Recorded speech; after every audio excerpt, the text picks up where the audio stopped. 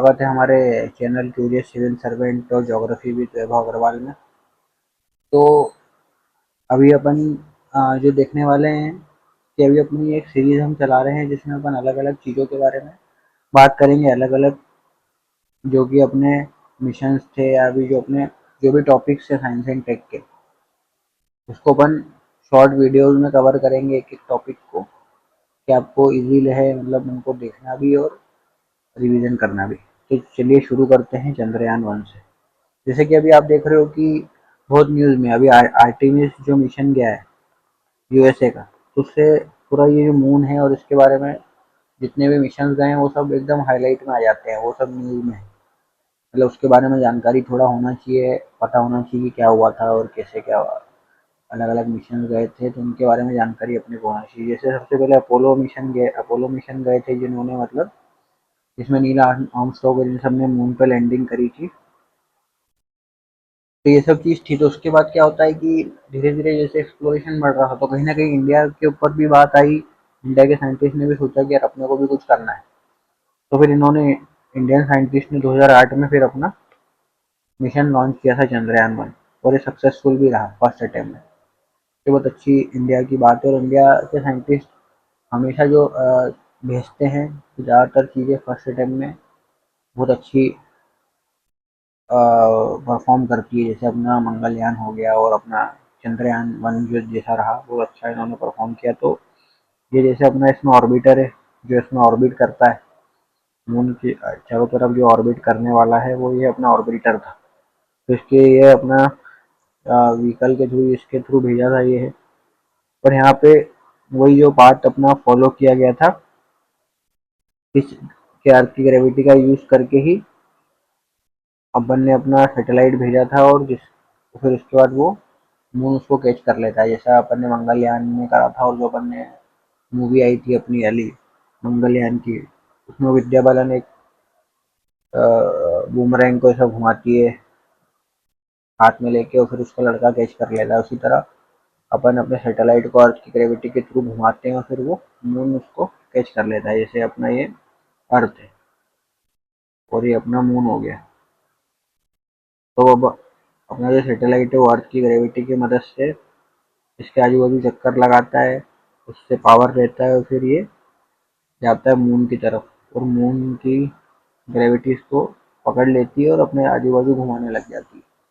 ये पूरा mathematical calculation की मदद से चीज़ें चलती है और वर्क करती है। जैसे अभी जो आर्टेमिस मिशन गया था उसमें भी यही था कि ये मून है और ये अर्थ है। तो यहाँ से अर्थ की ग्रेविटी का यूज़ करके मिशन को जब उन्होंने भेजा, फिर वो मून का चक्कर लगा के वापस आ गया। और बिना फ्यूल के आया क्योंकि उनके पास वापस आने का कोई फ्यूल नहीं था, पूरा ग्रेविटी की मदद से उन्होंने कैलकुलेशन के थ्रू किया है। ये अपने साइंटिस्ट काम कर रहे हैं, ये इसको लोड कर रहे हैं कि कल को ये अपना सैटेलाइट वहाँ वर्क कर रहा है उसका फोटो। ये जिस लॉन्च पैड से लॉन्च होता है ये वो है। यहाँ से इसको ऐसा लेके जाते हैं, यहाँ पे टावर में ऐसा एक टावर रहता है, यहाँ पे रॉकेट का पूरा असेंबली होती है और असेंबली लाइन से फिर उसको लॉन्च व्हीकल पे लेके जाते हैं। तो यहाँ से ऐसा ये लॉन्च व्हीकल पे यहाँ लेके जा रहे हैं, ये लॉन्च पैड है और यहाँ से वो लॉन्च होगा। अब आ जाते हैं अपन चंद्रयान के बेसिक डाटा पे और क्या चीज़ें याद रखना है। तो चंद्रयान मिशन क्या था कि सबसे पहला लूनर एक्सप्लोरेशन मिशन था, लेकिन अपने इसरो जो है उन्होंने अपने रॉकेट बॉयज जो है उन्होंने भेजा था। और ये इंडिया की क्या करता है, मार्क करता है entry into the advance exploration. और इंडिया फोर्थ कंट्री बन जाता है मून पे मिशन भेजने वाला, क्योंकि पहले यूएसए भेज चुका था, रशिया अपना भेज चुका था, चाइना भेज चुका था। तो अब बारी थी अपने इंडिया की। और इंडिया एक डेवलपिंग कंट्री, एक अंडरडॉग के होने के बावजूद एक बहुत बड़ा लीडर इसमें बाहर निकल के आता है जो एक्सप्लोरेशन अपना इन्होंने भेजा। अब इसकी लॉन्च डेट देखें अपन तो ये अक्टूबर 2008 2008 में अपने लॉन्च हुआ मिशन। और ये भेजा गया था अपनी PSLV-C16 के द्वारा। तो PSLV-C11 के द्वारा भेजा गया था। अब अपने को ये PSLV GSLV का पता होना चाहिए, तो उसका एक अलग वीडियो मैंने बनाया है, उसमें आप अंतर इसका समझ लेना। बस इतना यहाँ देख लो कि इसका मतलब होता है पोलर सैटेलाइट लॉन्च व्हीकल। ठीक है। और ये जो यहाँ पे C11 लिखा है, तो ये 11 नंबर का रॉकेट अपन ने PSLV का भेजा है, इसलिए इसका नाम 11 है। और हर बार जब अपन रॉकेट यूज़ करते हैं तो इनका नंबर बढ़ते जाता है। जैसे अभी अगर कोई 2026 में अपन ने कोई रॉकेट भेजा है होगा अगर, या भेजेंगे, तो अभी तक के जितने मिशन उन PSLV से हो गए होंगे तो उसका नंबर बढ़ जाएगा। जैसे अभी रिसेंटली अपन ने भेजा था, जिसमें GSAT सैटेलाइट भेजा था, तो उसका PSLV C28 हो गया था। इस तरह से वो आगे नंबरिंग इसकी होती रहती है। अब ये भेजा कहाँ से था, तो सतीश धवन स्पेस सेंटर से इसको भेजा गया था। फिर मिशन टाइप क्या था, तो लूनर ऑर्बिटर भेजा था अपन ने, इसमें रोवर वगैरह कुछ नहीं था, तो कंफ्यूज नहीं होना है कि चंद्रयान 2 से या 3 से कंफ्यूज नहीं होना है। यहाँ ऑर्बिटर ही भेजा था, ना रोवर था ना लैंडर था, कुछ नहीं था, है ना। मिशन का ड्यूरेशन 2 ईयर का था प्लानिंग का, और फिर ऑपरेट करने में 10 महीने लगे थे इसको। अब मेन चीज़ जो अपने को ध्यान रखना है वो इसके ऑब्जेक्टिव है, जिसपे UPSC क्वेश्चन बनाती है कि ऑब्जेक्टिव क्या थे। तो ऑब्जेक्टिव क्या याद रखना, एक तो पहला था कि to create 3D map of moon surface, कि जो अपना पूरा मून का सरफेस है। तो अभी तक ज़्यादा मून मिशन नहीं हुए थे, तो इंडिया चाहता था कि इसका एक 3D मैप पूरा बना दिया जाए मून की सरफेस का। तो जितने समय अपना ऑर्बिटर घूमा, उसने पूरे मून का एक 3D मैप बनाने का प्रयास किया। फिर उसके बाद study of chemical and mineral composition, की केमिकल एंड मिनरल कंपोजिशन क्या है, कौन कौन से मिनरल वहाँ मिलते हैं, वो सब की जानकारी लेने के लिए अपना ये गया था वहाँ पर।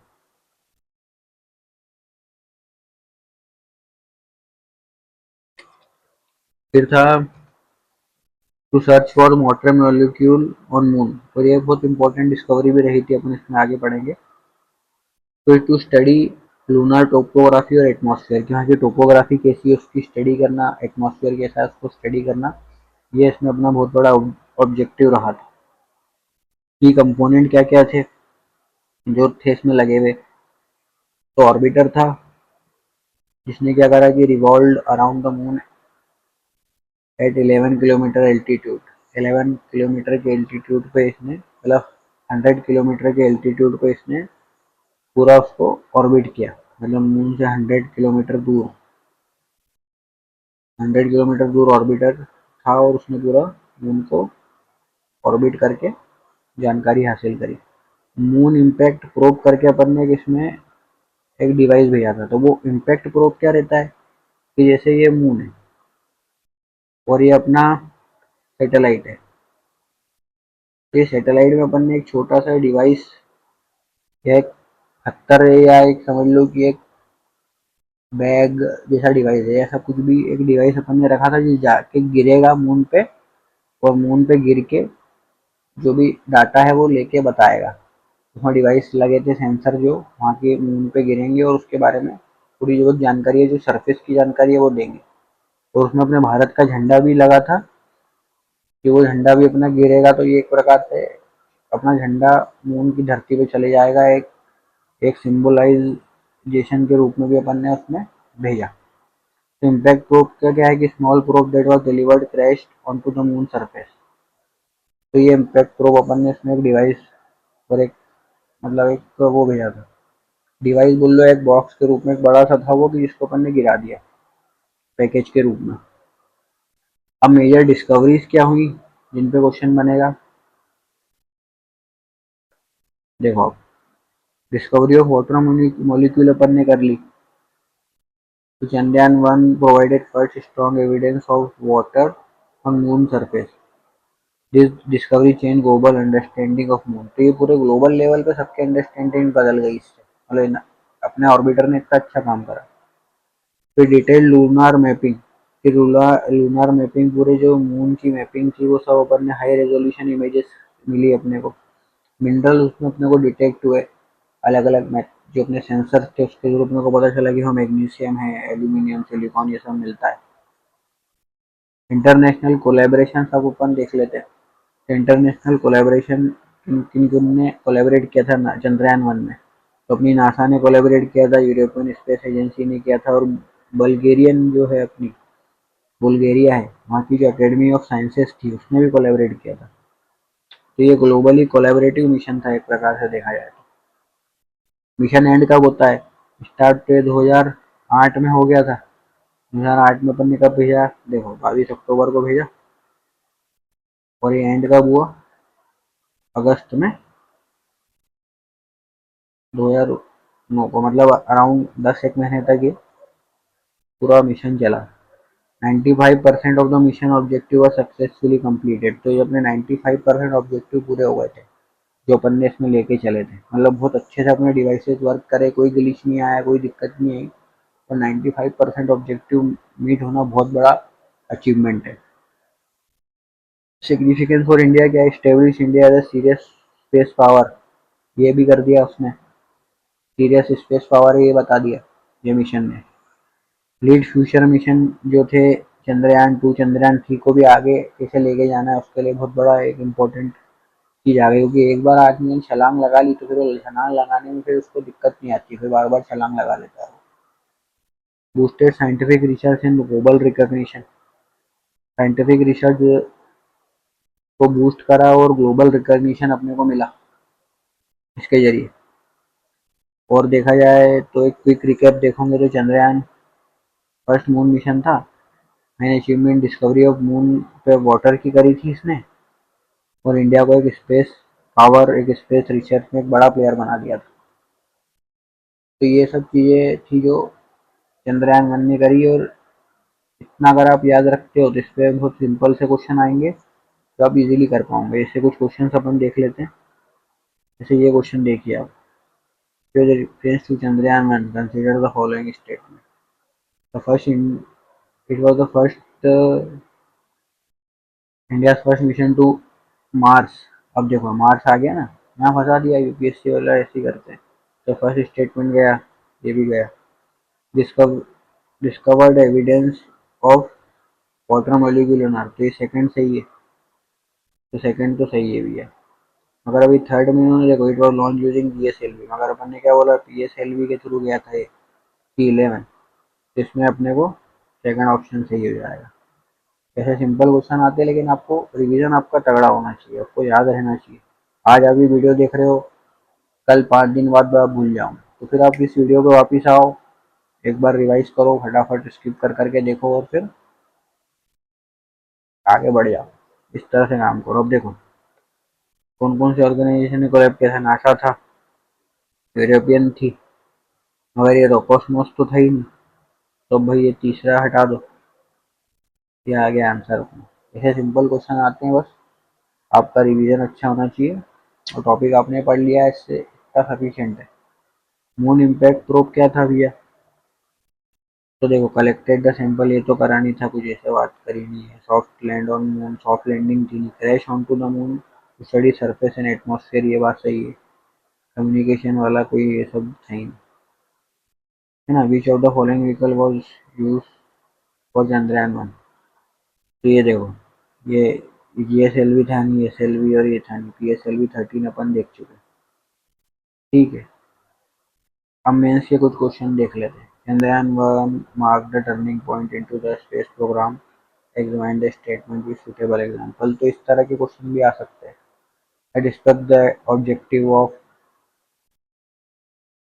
अचीवमेंट ऑफ चंद्रयान, तो ये थोड़ा आप जैसे लिख सकते हो कि जो ऑब्जेक्टिव था तो उसमें लिख सकते हो कि पहला मिशन था, ऑब्जेक्टिव क्या थे, 3D मैपिंग ये सब। फिर अचीवमेंट क्या था? Discovery of molecule, high resolution mapping हो गई थी, detection of mineral, successful moon impact probe, ये सब चीज़ें हुई थी। तो कंक्लूजन आप दे सकते हो कि ये फाउंडेशन करता है led to mission like Chandrayaan 2, Chandrayaan 3 के लिए। मतलब ये एक इन्होंने फाउंडेशन लेड कर दी थी। तो इस तरह से मेंस के आंसर भी आप दे पाओगे इससे अगर आते हैं तो। वैसे तो मुश्किल है थोड़ा, वो घुमा फिरा के देंगे, लेकिन इससे थोड़ा आप आंसर राइटिंग प्रैक्टिस कर सकते हैं। तो इस टॉपिक के लिए तो इतना ही था। बाकी आप हमारे चैनल को सब्सक्राइब वगैरह करें, शेयर करें।